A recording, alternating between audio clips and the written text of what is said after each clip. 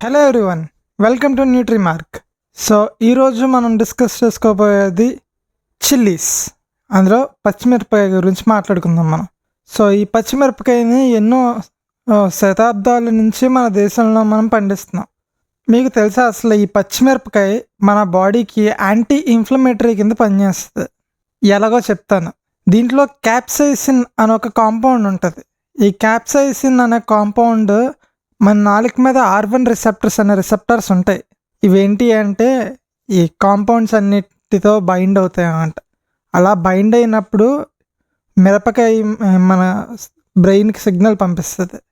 అప్పుడు మన బ్రెయిన్ నాలుక మండుతుంది అనే ఫీలింగ్ని క్రియేట్ చేస్తుంది అన్నమాట.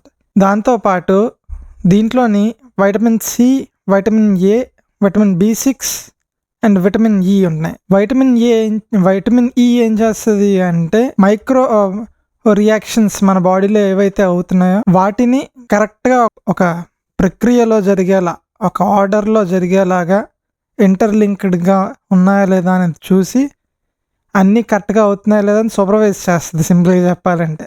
సో యాంటీ ఇన్ఫ్లమేటరీగా ఎలా పనిచేస్తుంది అంటే, ఇన్ఫ్లమేషన్ అనేది మనకి కొన్నిసార్లు ఫుడ్స్ తిన్నప్పుడు మనకు పడకుండా లోపల స్వెల్ అయిపోతూ ఉంటుంది, మనకి బయటికి తెలియదు. అది అలా స్వెల్లింగ్ అవ్వకుండా మనకి లోపల నుంచి హీల్ చేస్తుంది, వైరస్తో కూడా ఫైట్ చేస్తుంది అన్నమాట. ఇందులో ఉన్న విటమిన్ సి మన ఇమ్యూనిటీకి చాలా పెద్ద బూస్టప్ ఇస్తుంది.